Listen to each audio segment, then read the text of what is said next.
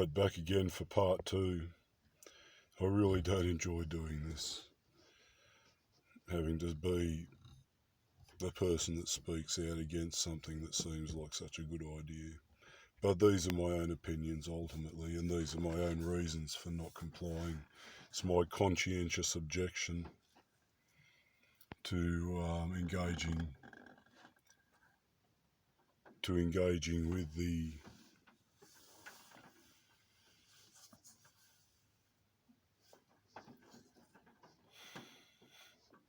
Australian electoral system. Right, so I just want to give you my other reasons, the deeper reasons that run back to the preliminary reasons that I gave in the first video in part 1. So, the first thing, and I'm trying not to make hand signs, I'm not doing that deliberately to make deliberate hand signs, right? I know what that means, I know the Illuminati shit, I know what covering your mouth means, etc. The Masonic shit, and I'm not doing that, I just hate having to fucking go through this shit. But I can't ignore the information that's in front of me, so I'm just going to present it to you. Right, so this is from the AEC's own website. It's taken as a screenshot from their website as I was reading down through it. And I come to this bit. Elections look like in the future, including voter expectations. This phrase got me straight away. Voter 2030. So that's an initiative, right? Voter 2030. You can see there that it's got the details around it. Right, they want you to take heed of that. Voter 2030 imagines how. So that the reason that got my attention was because of that 2030 agenda. Right, that is well documented. You can go and do any sort of open type Google type search will show you the sort of people that are promoting and associated with anything to do with a 2030 agenda, man. So that rang alarm bells in my head straight away. That rang. Fuck. I'm digressing into some sort of ethnic speech. Sorry. I just try and stay on point. Because this stuff, man, I mean, fuck. Right, so it's right there in front of your face. This is the AEC now has their Voter 2030 initiative. Imagines how elections might be delivered in the future and the steps the AEC needs to take to ensure that we will still deliver a valued and trusted service at that point. Yeah, so they're trying to survive as a corporation too, and they will, because they are one of the major data gatherers in Australia, as will soon become evident. Right, and they are very integrally linked into surveillance and data comparison and data surveillance, data comparison, data verification. But, sorry, I don't mean to keep doing that, but I just hate saying this shit, because I've been saying it for so long too, and no one fucking listens. No one has been willing to listen up to this point, and they probably won't listen now. Anyway,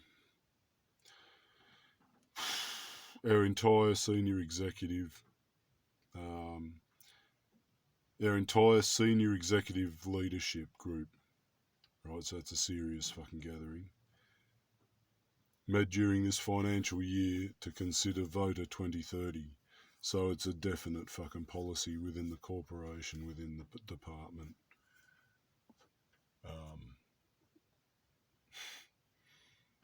So they're going to pursue this.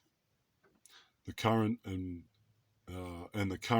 potential future environmental impact on electoral systems and processes more broadly, to help inform current and future agency decisions. Right, and then I'll just skip forward to the next frame. You can see what I've already highlighted there. And that's another tell that triggered me as well. Of course, it's not possible to predict exactly how elections will be administered in 2030. There are simply too many unknown factors. However, one certainty is that citizens expectations continue to evolve, and Australian voters expect a safe environment, stability to access the vote very easily, tiny queues, an incredibly swift result, and a trusted blah blah blah. Right, but then you come to this bit. Need more automation. It is clear that we need more automation, particularly regarding enrolment processes to facilitate timely election results, right? So the automation, you'll see why they need more automation and why they are so interested with it, particularly in regards to the enrolment process, right? And to facilitate timely election results, so they can more easily manipulate your vote, your supposed vote, right, on their automated systems. So that's their agenda. That's their answer to 2030 will be more automation, particularly regarding enrolment, because that, as you will see, your enrolment to vote and the register, the role that then puts you on, is already an integral part of the beginnings of their digital identity framework, at least from the government's, at least what the government initiatives have been involved in.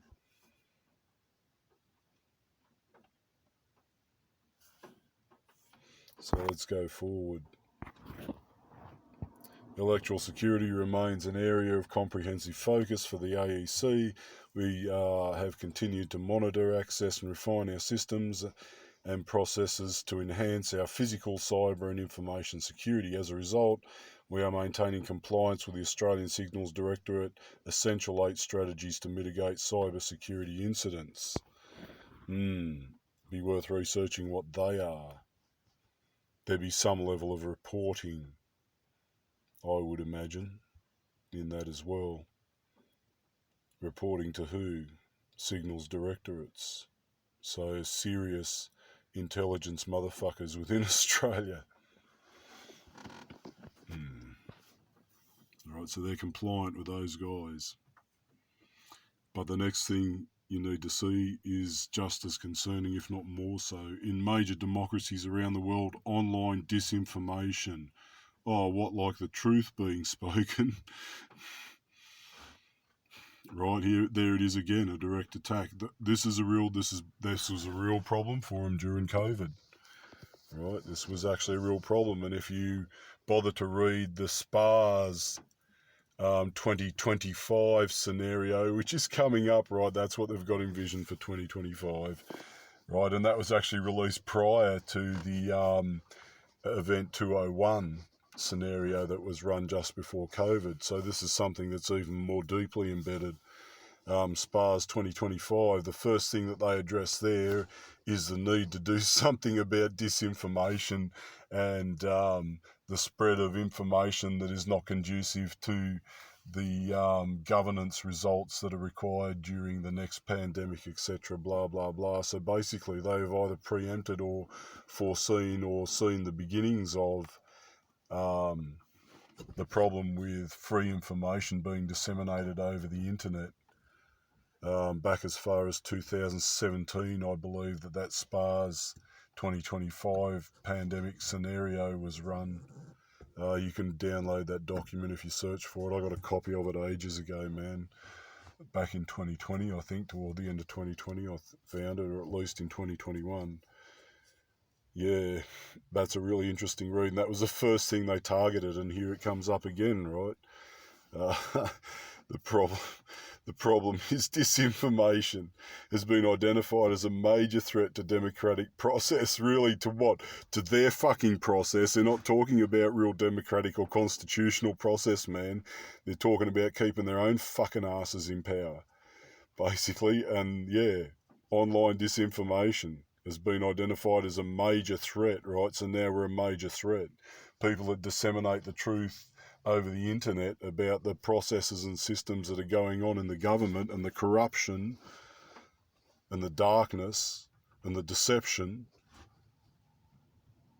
and the outright bloodiness of the hands of the men that are running this country and the men that are running these departments, these different corporations that are providing services to the government and contracting continually with the Australian people. Yeah, man.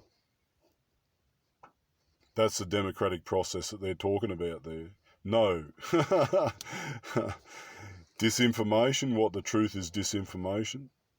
Research is disinformation.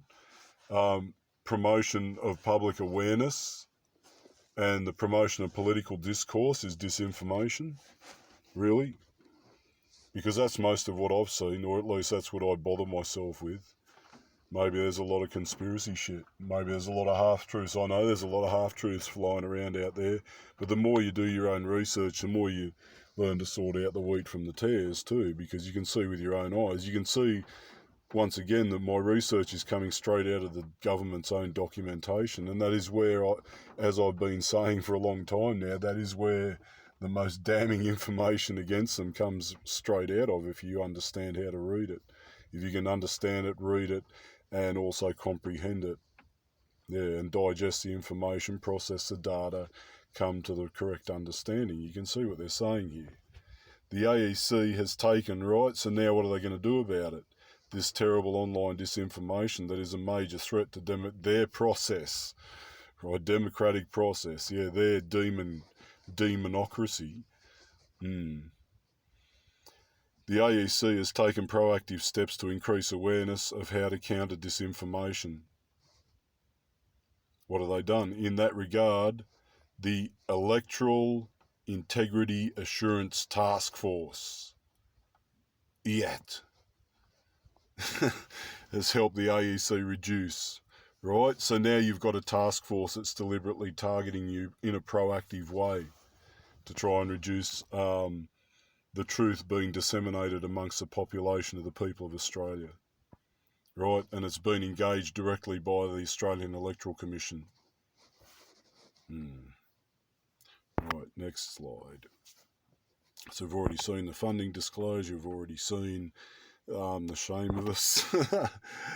Now I want to read this, man. This is really good. This is an article, so this will explain a lot too. So I'm just going to read through here and then I'll comment later. I've already gone for quite a while, I think. Yeah, I need to hurry up.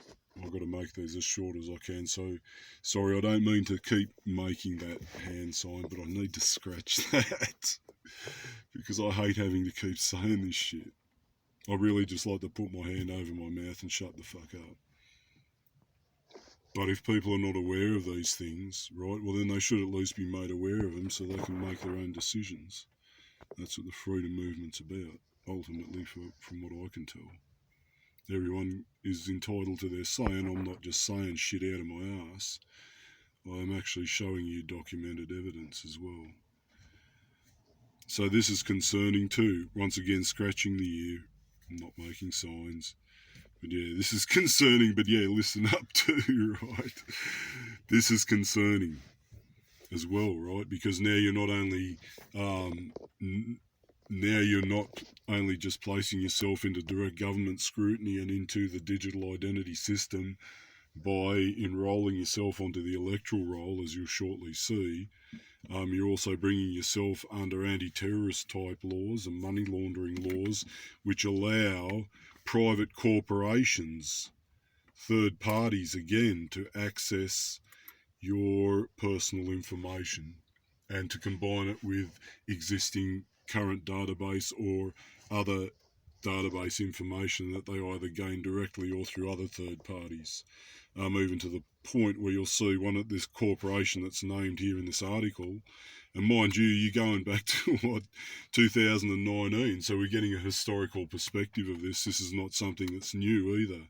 This is something that's obviously fucking overlooked by a lot of people, because I didn't realise this stuff until I started digging around to answer that question, why so insistent I must enrol and vote. So this is another reason. Right, you'll see how far integrated, how far the microscope is up your ass if you're actually on the fucking electoral roll. And if you are engaged in voting in the elections, because every time you fucking vote, they want to update your information, right? And some in some jurisdictions and under some AEC categorisations, you have to enroll each time in order to vote. So they are a data information gathering system primarily, and they're protecting their integrity as best as they can to promote themselves within the digital identity framework and also within compliance to overseas corporate scrutiny and stock exchange scrutiny. But check this out. This is unreal. And then I'll have to finish up. I'll read through here and then I'll have to finish up. Afterpay accessing electoral roll data under laws designed to target anti-terrorism money laundering. So that's Eric Bagshaw, July 24th, 2019, 12:01 a.m. Confidential electoral roll data of more than 16 million Australians is being used by buy now, pay later providers, debt collectors, betting agencies, and marketing firms to identify individual customers. The Age and the Sydney Morning Herald can reveal data obtained by debt collectors and data marketing firm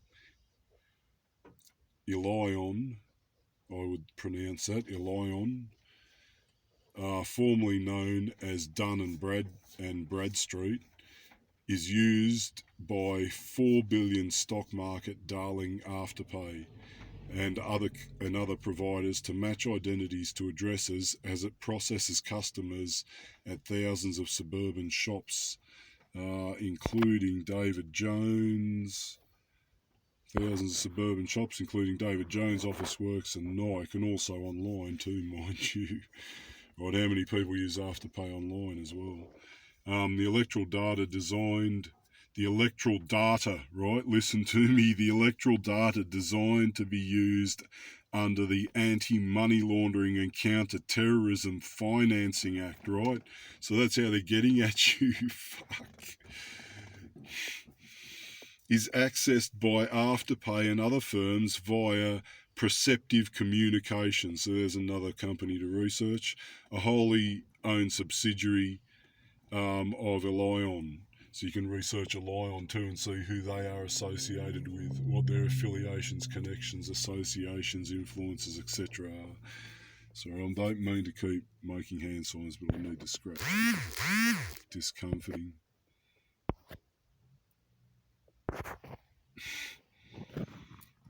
Electoral. This is critical here too to understand why they want us to, enroll and vote. Why it's so insistent. Electoral data contains the most accurate information on the addresses and identities of Australians and is used, right? So that's the first thing. It's the most accurate information on addresses and identities of Australians, right? So that is why they want you on the fucking roll. That links directly back into the ASIC fucking Bonds Exchange Commission surety guarantee fucking prospectus of Australia, mate.